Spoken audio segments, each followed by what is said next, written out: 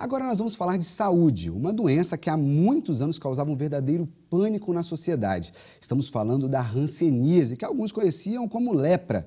O Brasil é o segundo país do mundo com o maior número de pessoas com hanseníase. E o Espírito Santo é o 8º estado do país com o maior número de casos da doença. A repórter Daniele Cariello está acompanhada de um médico especialista em hanseníase. É com você, Daniele. Pois é, Vinícius, dados preocupantes. O Brasil só perde para a Índia na incidência, no número de casos de hanseníase, que, pelo que a gente ouviu, doutor Leonardo, é a mesma coisa que lepra, né? Bom dia a todos, bom dia, Daniele, bom dia, Vinícius. Bom, a hanseníase foi um nome que foi dado em homenagem ao médico norueguês, que é o Gerhard Hansen, que descobriu a bactéria, o agente causador da hanseníase no ano de 1873. Porque antes, essa doença, a lepra, era uma doença estigmatizada, achava que ela era um castigo de Deus, e hoje a gente já se sabe que tem uma bactéria, um agente causador, e a doença ela tem cura. É importante que as pessoas saibam que a doença tem cura.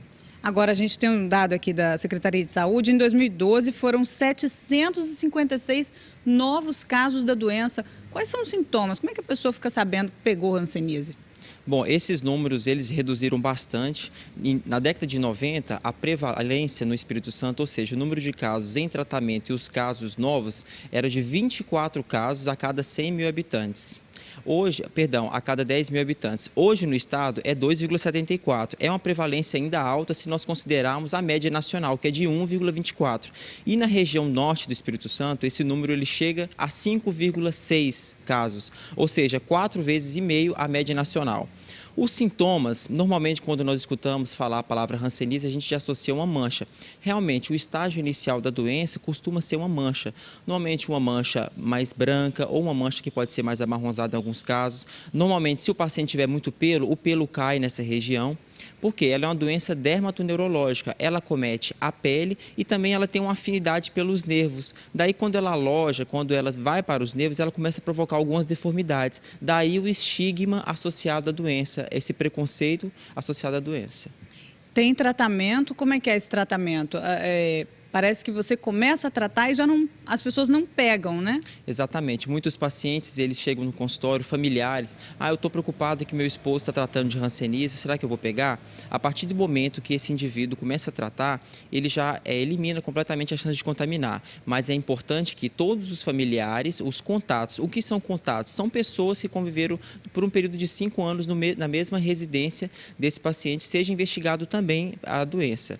O tratamento ele é ambulatorial. Ele é feito em todo o estado, nas unidades de saúde, e ele pode variar de 6 meses a 1 ano. O Vinícius tem uma pergunta para você, doutor. Tenho sim. Doutor Leonardo, quando a gente ouve falar em hanseníase, quando ouve falar principalmente na lepra, que desde a época da Bíblia, né, se falava muito na lepra, vem às vezes a imagem daquela pessoa com partes do corpo se soltando, apodrecendo, parte dos dedos, orelha, nariz. Isso realmente acontece ainda nos dias de hoje ou isso já os tratamentos estão evoluindo para evitar esse tipo de coisa e só fica a mancha, como o senhor disse? Bom, Vinícius, isso pode acontecer sim. Por isso que é importante que a população ela procure o atendimento médico assim que começar um primeiro sintoma.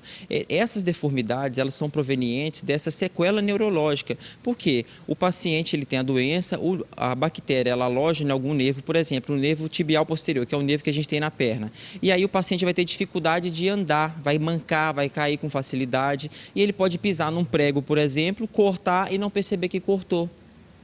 Na mão, por exemplo, o paciente ele pode fazer a comida e pega uma panela quente e não sente. Então, essas deformidades estão associadas a sequelas neurológicas. Pode acometer também vários órgãos do corpo humano, inclusive os olhos também. O paciente ele acaba sentindo também problemas na visão. Então, são uma série de consequências que a doença pode provocar. Às vezes o paciente ele fica demorando procurar, mas essa demora na procura do tratamento que pode favorecer ao desenvolvimento dessas outras formas que são formas mais graves.